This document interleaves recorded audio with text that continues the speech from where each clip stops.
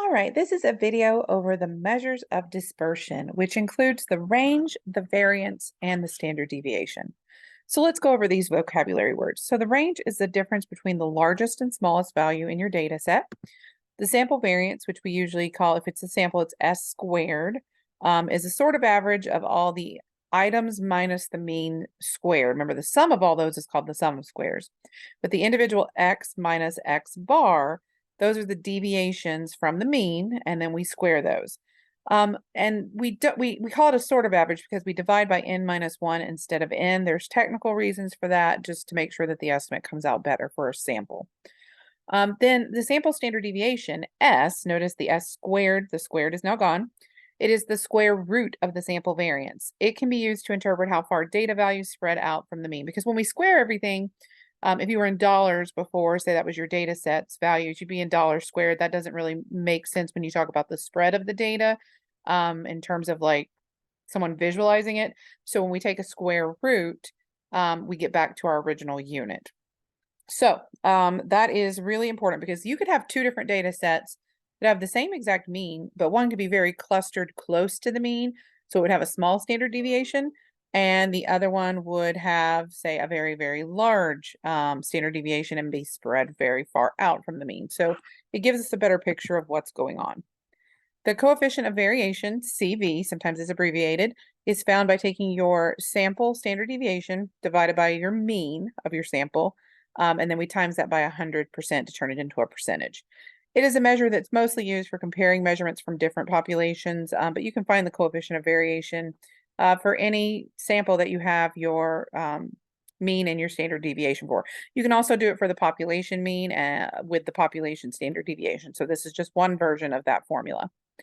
And then we had Chebyshev theorem, which again, this one is very specific for any set of data. It's a lot, I use it more for skewed data than I would for symmetric data because there's actually the empirical rule, which is a little bit more precise when we talk about the spread of the data when it is symmetric. But this one is for any set of data, whether it's symmetric, skewed, uniform, whatever. This says that at least 75% of the data in our data set will fall within 2 standard deviation of the mean. Notice that says at least. At least 88.9% of the data will fall within 3 standard deviations of the mean. And at least 93.8% of the data will fall within 4 standard deviations of the mean. Remember, that means taking your, if we're doing a sample, that means taking your sample mean and adding and subtracting the standard deviation multiple times. So for this first one, that's what we would be doing, okay? All right, so let's look at our example here. This is going back to the problem where we had the number of hours rounded to the nearest 10th that students spent studying for their statistics midterm. So we have this list of values here. They're not in order currently. This was the original setup. On a previous video, we had found this mean of this set of data to be roughly 11.7. I'm going to the nearest 10th just for ease of calculation with the standard deviation part. You would obviously follow the directions of whatever problem that you are doing. So let's first start with what is the range of the data. So the range is the highest value, which in this data set is 14.0, minus the lowest value, which is the 8.6. And we would take our calculator and work this out. So 14 minus 8.6. We have a full spread of lowest to highest value of 5.4 hours. Okay, so that's our range. Doesn't tell us how far out we're spread from the mean for our typical values, but it does tell us the total spread of our data set. Then I've already pre-filled in a good bit of this, but I wanted to show you how to calculate. This is one way to do the standard deviation by hand if you don't have technology that lets you enter in all of your X values, and then it'll compute the standard deviation behind the scenes. So we put all of our items, so notice I've got them all listed. It goes a little further than this in this first column. We take the items minus the mean. Now our mean was 11.7. It was our rounded answer for that part that we were given in the directions above. So every item, so 10.8 minus 11.7, we'll work that one out. Then we'll do 13.3 minus 11.7. And notice I've got all the ones underneath that already worked out, but let's do these two. So 10.8 minus 11.7. That is negative 0.9. We then square that, so I'll go ahead and times itself. That is 0.81. So that's what this number is. Then we also needed to do the 13.3 minus 11.7. That's our mean. And that was 1.6. And then we square that, which you can use the square button on your calculator if you have one. It's 2.56. So notice just to save time on this video, I have done all of the subtraction steps of each item minus the standard sample mean that we had once we rounded. We got some of them are positive, some of them are negative. That's because some are below the mean, some are above the mean. We square all of those because that makes it all positive. Then we need to take our calculator and we're going to find what is called the sum of squares.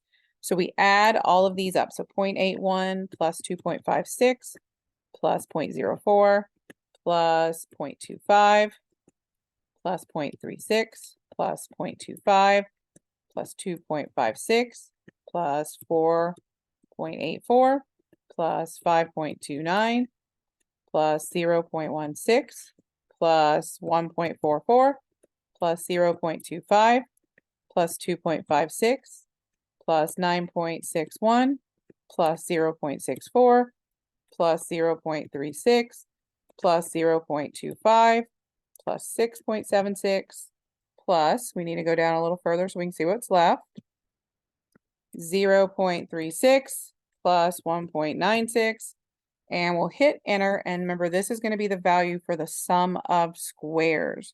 So 41.31, that is all the sums of all of my x minus x bars squared. So that's sometimes called the sum of squares. It's not our variance or our standard deviation. It's just the name of the numerator of those formulas. So if we want to find the variance, we want s squared. Let me erase and put a little space there. So variance is s squared. That is found by taking the sum of the squares, those are those deviations squared, divided by n minus 1. So n, remember, was 20 items in our list that we had. So this is going to be 41.31 divided by 20 minus 1, or 41.31 divided by 19. So divided by 19. That's going to be roughly 2.17. Okay, I'm going to go to 2 decimal places for that. So that's our variance. Our standard deviation, though, and remember, this is in units squared. So this would be like hours squared right now. We take the square root of that. Now, I usually don't put the square root of the actual decimal because I've already approximated that. I like to go ahead and put the fraction back in there. So we're going to do the square root. So you have a square root button on your calculator usually, which I have on this calculator, you have to put the fraction in first. Depends on what kind of calculator you have. So 41.31 divided by 19. Notice I'm not clearing out that decimal, and then I'm going to hit the square root button, and that comes out to about 1.47. Okay, so what does that mean? Well, that means that when we are talking about the spread of the data in this problem set, we know that the mean was about 11.7. Well, most of the data will fall within about 1.5 hours of study time from that 11.7. In fact, we'll have a rule for that if it's symmetric data. But remember, with Shevchev's data, they said if you add and subtract 2 standard deviations, so add and subtract the 1.47 from the 11.7 2 times on each side, that we know at least 75% of the data in our set would be in that interval. And we're going to actually calculate one of those Shevchev intervals in just a minute. But before we do that, let's do the coefficient of variation. So we need our sample standard deviation divided by our mean and times that by 100% to turn it into a percentage. So our sample standard deviation was 1.47. Our mean that we had from the rounded directions up above was about 11.7. So 1.47 divided by 11.7, and then times that by 100. And let's round this to the nearest whole percent. So approximately, we times this by 100%. It's going to be approximately 13% variation, which is pretty low. The variability in that problem is a pretty low percentage. And that makes sense because most of our data, the farthest deviation we had was like negative 3.1 below the mean. So, and the highest we got, I think, was around, was it 2 point something? I see a 2.3. Yeah, the highest we got away from our mean was about 2.3 units. So not a ton of variation there. Now, according to Shevchev's theorem, at least 88.9. So you have to tie in those percentages to how many standard deviations. So remember, 75% for Shevchev's theorem meant add and subtract 2 standard deviations from your mean. 88.9% at least was the 3 standard deviations. So this specific percentage ties to doing your mean plus or minus 3 standard deviations. So our mean was 11.7 plus or minus 3 times 1.47. And that'll give us an interval of, we know that at least 88% or almost 89% of the students in that class studied between the hours that we're going to come up with here. So 11.7, let's do the plus case first, plus 3 times 1.47. That's going to be our upper one, so that's 16.11.